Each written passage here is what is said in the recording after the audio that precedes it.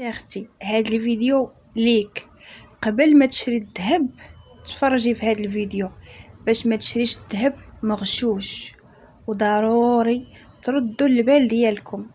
راه ماشي اي ذهبي كيخاف الله، كاين شحال من ذهبي كيبيع بالغش ولا كيبيع لك الحاجه كتكون قديمه وباعها لك على اساس هي جديده، وانت كتكوني شريتيها من عنده بواحد الثمن، ولكن مني كضربي الحساب كتلقاي داك الثمن اللي خلصتي ماشي هو باش شريتي. وهذاك الشيء علاش درت لكم هذا الفيديو للتوعيه وتردوا البال، وكيفاش تعرفوا الذهب مغشوش مني ماشي مغشوش، وكيفاش تعرفوا الذهب حر والذهب اللي ما مخلطش بالنحاس. خليكم مع هذا الفيديو هذا حتى الاخير.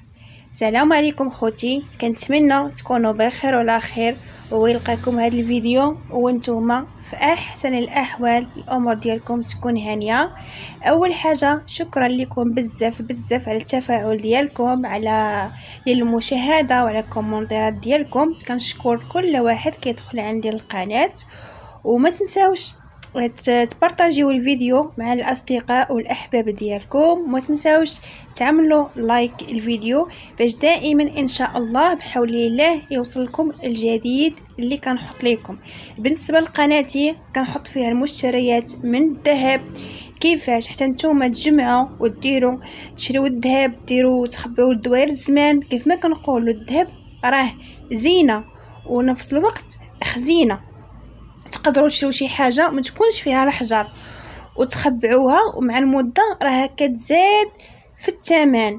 ويقدر يكون عندك شي ظروف تبغي تقرب نيتك، تبغي تصيفطيها لبرا شي حاجه، كتلقاي عندك هذاك الذهب مخبيه تقدري تبيعيه وباش تكملي القرايه لبنتك، تقدري المهم بزاف ديال الحوايج.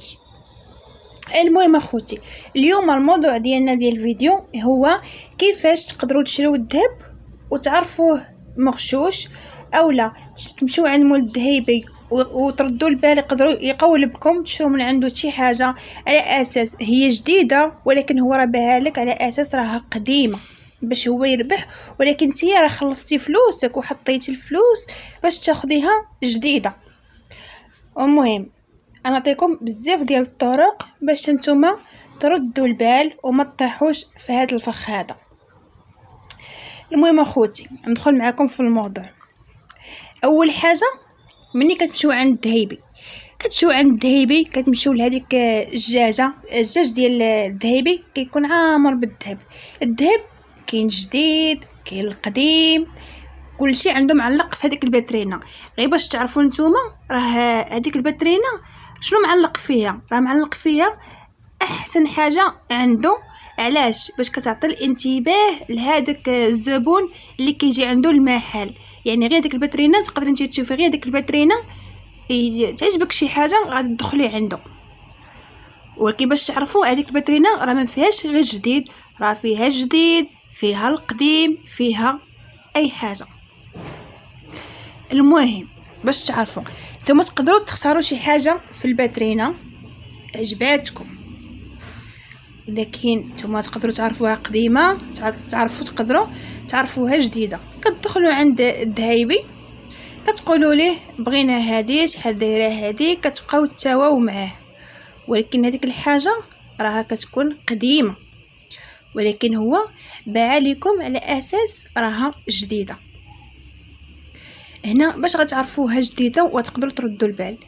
باش غتعرفوها جديده الا كان مثلا هذاك الذهب مشلل، الا بقيتو كتلاحظوا كتلقاو واحد العلامه ديال الذهب مشلل، يعني ماشي كله كيكون صافي، ضروري كتكون واحد العلامه الا ردوتي ليها البال كتكون فالته واخا تشلل. كاين شي بلايص ما كيكونش واصلهم هذاك التشلال ديال الذهب، وانتوما كتشروها على اساس هي راها جديده، ولكن هي راه ماشي جديده.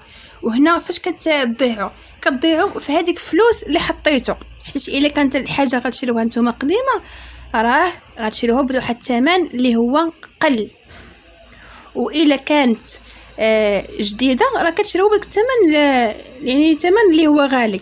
حيت الفلوس باش تمشي انت تحطيها على يعني تحطيها على شي حاجه اللي هي اساس انت خديتيها جديده ولكن هي راها قديمه، يعني ما يمكنش ديك الفلوس راه تعبتي عليها باش تقدري تجمعيها وتشري بها هذاك الذهب، ولكن ماشي في الاخير يمشي هذاك الذهب يغشك ويبيع لك حاجه قديمه ولكن شريتيها على اساس راها جديده. المهم اخوتي كيف ما قلت لكم الذهب تعرفوه ضروري كتكون واحد العلامه بلا الذهب مشلل، كتكون واحد العلامه راها ما صافياش، هنا كتعرفوا الذهب راه قديم. ونمشي معكم تاني حاجه عاوتاني هي يقدر يغشكم الذهبي. تقدري انت تختاري شي حاجه من الباترينا تختاريها تكون عجباتك زوينه، هذه صافي كتساوي مع الذهبي، كتساوي معاه بلا تاخدي هذيك الحاجه اللي عجبتك عنده، هذاك مثلا خاتم كتساوي معاه على هذاك الخاتم عجبك كتاخديه. ولكن ملي كتساوي معاه وكتسالي شنو كيقول لك الذهبي؟ سايني غنصيفطها لك عند الذهبي الاخر، غادي نصايب لك فيها شي حاجه غادي نقادها لك هذه انتي هنا شنو كتقولي ماشي مشكل خليه صايبه، يعني شحال من حاجه ولكن يقول لك نقص لك منها، انتي كتكوني كتاخدي واحد الحجم اللي هو كبير مثلا اولا صغير، مثلا غتاخدي الحجم الصغير ولكن هذيك الخاتومه جاتك كبيره اللي اختاريتي نتيا وعجباتك، غتصيفطها عند غيصايبها لك، يقول لك غادي نصيفطها لك عند الذهبي الاخر باش ينقص لك منها، تسناي واحد نص ساعه ولا ساعه ولا سيري حتى ترجعي ليها.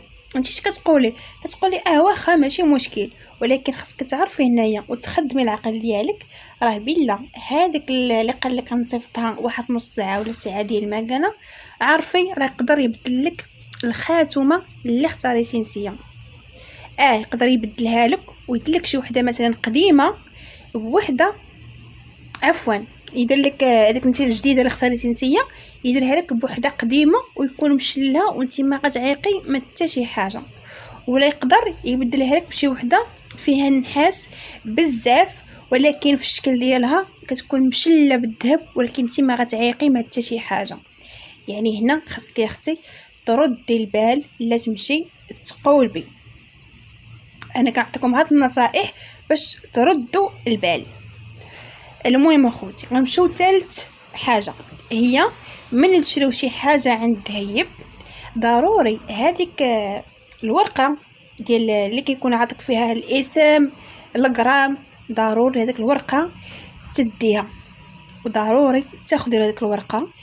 اول حاجه ضروري ما يعمل لك الاسم ديال المحل وكل شيء، وضروري ما يكتب لك الغرام في هذيك الورقه، وخا يقول لك موديل اولا شي حاجه ولكن غتقولي له اعمل لي الغرام في هذيك الورقه، وخا يقول لك هو موديل قول لي لا انا بغيت ندير لي الغرام تما، بغيت انا نعرف شحال عندي من غرام، ضروري ويدير لك شحال من كاره، واش 18 واش 14 واش 24، ضروري تنتبهوا راه كاينين اللي كيغشوا.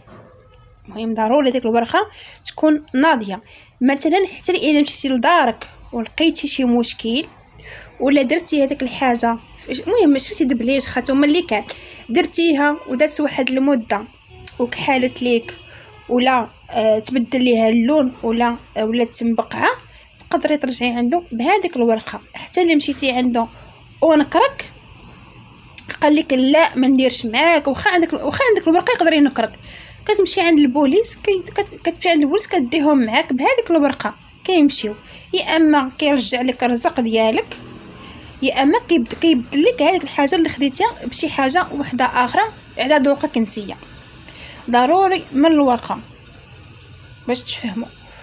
وعاوتاني غنمشيو عاوتاني حاجه اخرى باش عاوتاني الذهب ما تقولبوش، من تشريو شي حاجه من عند الذهبي ضروري تقلبوا على الطابع ديال الذهب فين كاين، لا بد من الطابع حتى هذاك الطابع كيكون هو الدليل ديال ديك الحاجه بلا راها ذهب. اخوتي ضروري تردوا البال لهاد المساله هذه، يكون الطابع مثلا بحال هكا، ها هو هاد الخاتومه هذه فيها الطابع شفتوها البنات،